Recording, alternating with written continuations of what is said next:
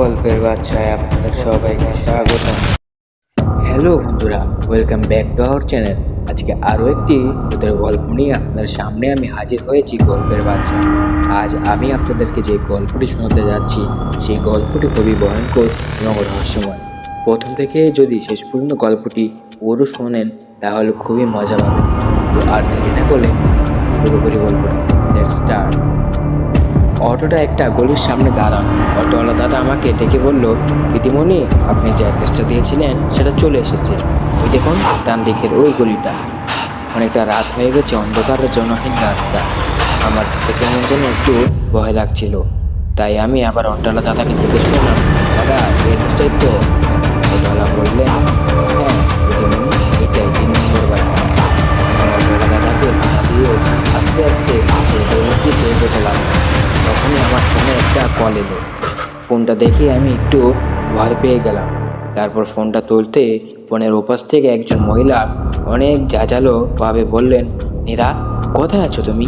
এত দেরি কেন করছো? তোমার জন্য আমাকে কথা শুনতে হচ্ছে।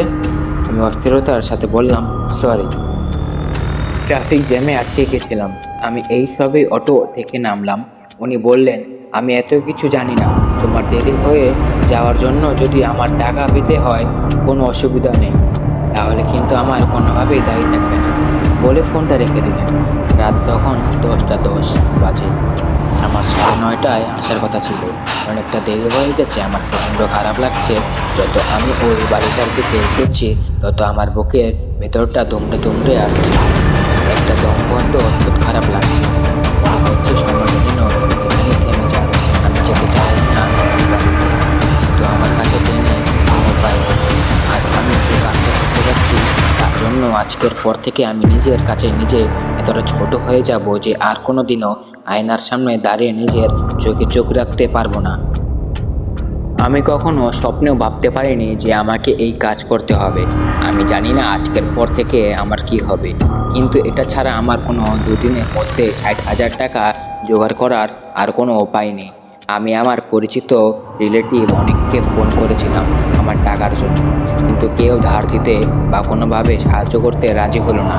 কেউ মুখের ওপর বলে দিল, আবার কেউ বিভিন্ন অজুহাত দেখিয়ে অন্যভাবে এড়িয়ে গেল।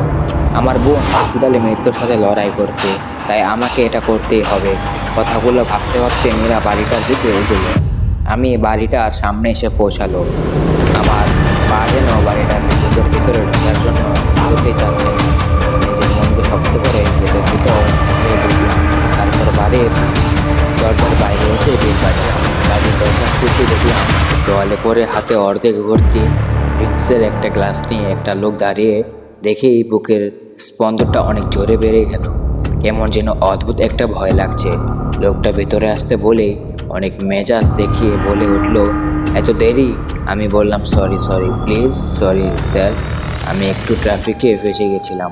লোকটা বিরক্তির সাথে বলল, ডোন্ট ওয়েস্ট মাই টাইম। তোমার এই এক্সকিউজ শোনার জন্য আমি সময় নষ্ট করতে পারবো না। চলো এসো ওপরের রুমে, বলে ওপরের রুমে চলে গেলেন। লোকটার খুবই ধমক দিয়ে কথাগুলো শুনে আমার প্রচণ্ড খারাপ লাগছিল। মনে হচ্ছিল এক্ষুনি ছুটে ওখান থেকে পালিয়ে যায়, কিন্তু এটা সহ্য করা ছাড়া আমার কাছে আর কোনো উপায় ছিল না। আমি আস্তে আস্তে ওনার পেছনে পেছনে লোকটাকে আমার একটু অদ্ভুত লাগছিল। রুমের ভেতরে গিয়ে বললাম, ওয়াশরুমটা কোথায়? উনি আমাকে হাত দিয়ে ইশারা করে বললেন, আমি বললাম, এখানে আসছি। যারা আমাকে এই কাজের কথা বলেছিল তারা আমাকে একটা ড্রেস দিয়েছিল, যে ড্রেসটা পরলে শরীরের কোনো অঙ্গ ঢাকবে না, শুধুমাত্র শরীরের আকর্ষণ বাড়াবে। আমি সেই ড্রেসটা নিয়ে ওয়াশরুমে গেলাম। আমি ওয়াশরুমে গিয়ে আয়নার সামনে দাঁড়িয়ে নিজের দিকে তাকিয়ে প্রচণ্ড কাঁদছি। আজকের পর থেকে বেঁচে থাকার আমার কাছে মরে যাওয়ায় থেকে বেশি কষ্টকর হবে। তারপর চোখের জল মুছে আস্তে আস্তে যেই ড্রেসটা আমি করছিলাম সেই কতরিটা করলাম। আমাকে ইনস্ট্রাকশন দেওয়া ছিল ড্রেস চেঞ্জের সময় আমি যেন ওয়াশরুমের দরজাটা বন্ধ না করি। হঠাৎ মনে হলো কেউ যেন ওয়াশরুমের দিকে এগিয়ে আসছে। লোকটা ওয়াশরুমের একদম কাছে চলে এসেছে।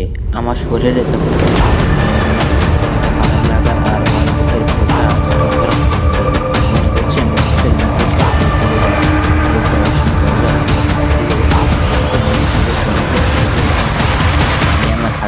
দিয়ে পুরো শরীরটাকে মুচকে চোখ বন্ধ করে ওয়াশরুমের একটা কোণায় দাঁড়িয়ে আছি। বন্ধুরা, গল্প আজ এখানেই শেষ। আপনারা যদি এই গল্পটির নেক্সট পার্ট পেতে চান তাহলে এখন সাবস্ক্রাইব করে, শেয়ার করে, কমেন্ট করে দিন নেক্সট পার্ট। আর নেক্সট পার্ট আপনারা পেয়ে যাবেন। ধন্যবাদ।